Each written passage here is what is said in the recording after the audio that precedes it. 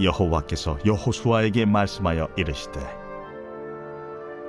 증거궤를 맨 제사장들에게 명령하여 요단에서 올라오게 하라. 여호수아가 제사장들에게 명령하여 이르기를 요단에서 올라오라. 여호와의 언약궤를 맨 제사장들이 요단 가운데에서 나오며 그 발바닥으로 육지를 밟는 동시에 요단물이 본 곳으로 도로 흘러서 전과 같이 언덕에 넘쳤더라. 첫째 달 10일에 백성이 요단에서 올라와 여리고 동쪽 경계 길갈에 진침해 여호수아가 요단에서 가져온 그 12돌을 길갈에 세우고 이스라엘 자손들에게 말하여 이르되 후일에 너희의 자손들이 그들의 아버지에게 묻기를 이 돌들은 무슨 뜻이니까 하거든 너희는 너희의 자손들에게 알게 하여 이르기를 이스라엘이 마른 땅을 밟고 이 요단을 건넜음이라.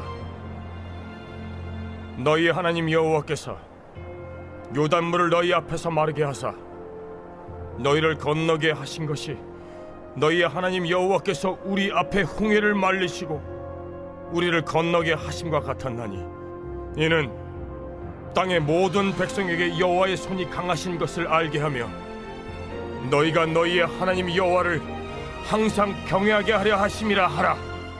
요단 서쪽의 아모리 사람의 모든 왕들과 해변의 가나안 사람의 모든 왕들이 여호와께서 요단물을 이스라엘 자손들 앞에서 말리시고 우리를 건너게 하셨음을 듣고 마음이 녹았고 이스라엘 자손들 때문에 정신을 잃었더라.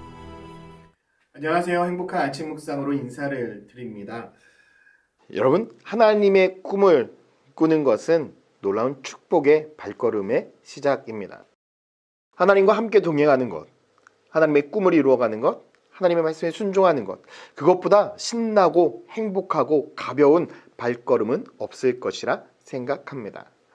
그런데 많은 사람들은 하나님과 동행하고 하나님과 함께 꿈을 꾸고 하나님과 함께 걷는 것을 부담스러워합니다. 내가 무언가를 많이 해야 된다고 착각하기 때문입니다. 하나님과 동행하는 것은 내 모든 짐을 내려놓는 것입니다. 하나님과 함께 꿈을 꾸는 것은 내 생각, 내 뜻이 아닌 하나님의 마음을 붙드는 것입니다. 그렇기 때문에 오히려 하나님과 동행한다는 것은요, 홀가분하고 행복하고 놀라운 축복의 경험을 하는 것입니다.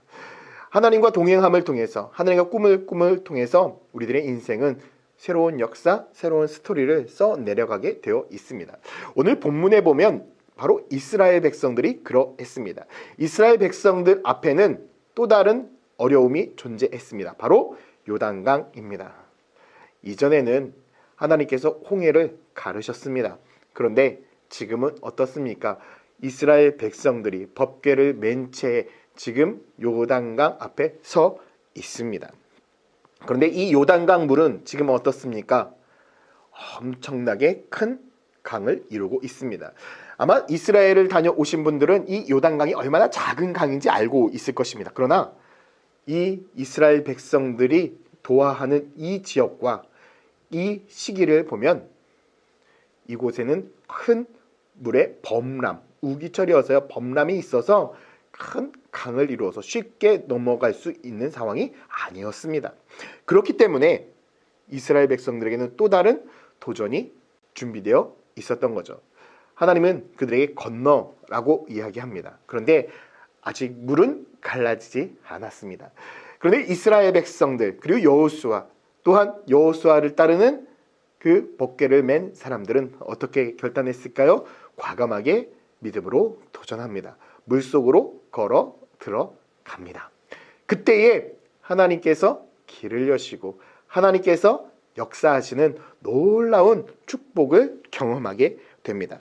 여호수아 4장 16절 말씀에 보면 증거궤를 맨 제사장들에게 명령하여 요단에서 올라오게 하라 하신지라.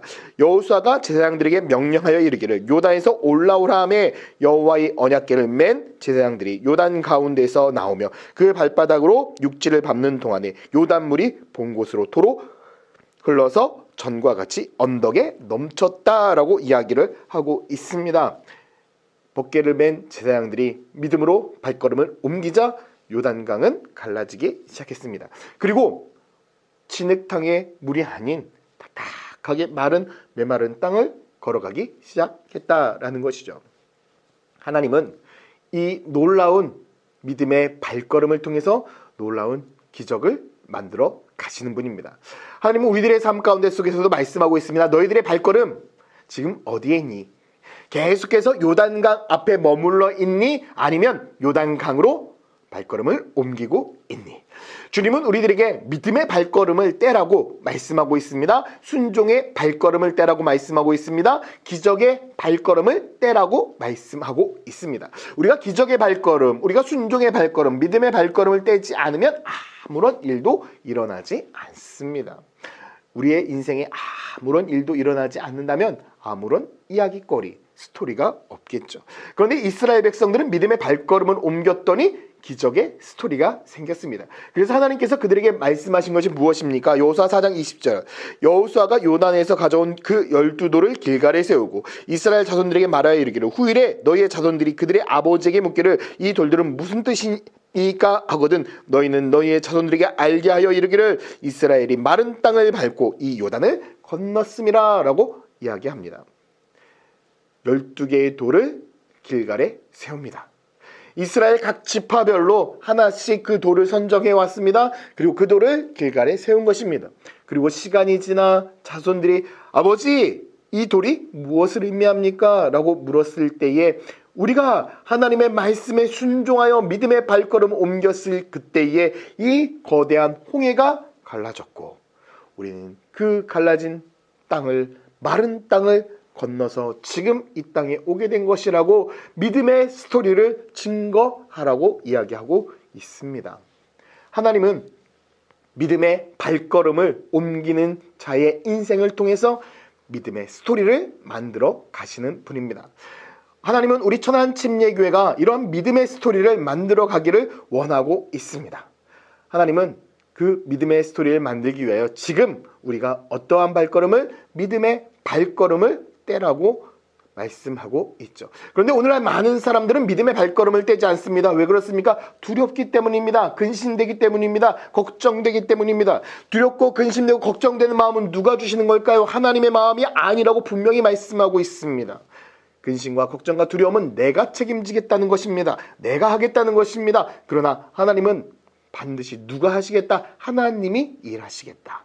너희들은 믿음을 가지고 주의 말씀에 순종하고 나아갈 때에 상황과 환경은 바뀌지 않는다 할지라도 그 상황과 환경을 뛰어넘는 놀라운 역사, 놀라운 스토리, 그것을 우리를 통해서 이루어 가실 것이라고 분명히 말씀하고 있습니다. 사랑하는 성도 여러분, 우리 함께 믿음의 스토리를 써내려가지 않으시겠습니까? 두드림 프로젝트를 통해서 하나님께 원하시는 그 믿음의 스토리를 우리가 써내려갈 수 있다면 우리는 놀라운 축복의 사람들이 될 것입니다. 그 믿음의 스토리를 써내려가기 위해서 반드시 먼저 선행되어야 될 것이 있습니다. 믿음의 발걸음을 옮기는 것입니다. 오늘 우리들의 인생 믿음의 발걸음을 한 걸음 한 걸음 옮겨가는 믿음의 성도가 되길 소망합니다. 우리가 믿음의 발걸음을 뗄 때에 하나님이 주신 놀라운 축복, 하나님이 주신 놀라운 은혜가 넘치게 될 것입니다. 하나님께서 우리를 통해 믿음의 스토리를 채워가십니다. 믿음의 역사를 이루어 가십니다. 저는 우리 천안침례교회가 믿음의 발걸음을 통하여 믿음의 스토리를 써내려가는 믿음의 교회가 되기를 예수님의 이름으로 축원드립니다. 함께 기도합니다. 하나님 감사합니다. 하나님께서 우리를 통해 놀라운 역사를 이루기를 원하시는 줄 믿습니다. 하나님 오늘도 우리 성도들을 통해서 우리 천안침례교회를 통해서 믿음의 스토리를 써내려가 주시옵소서. 감사드리며 예수 그리스도의 이름으로 기도드렸습니다. 아멘.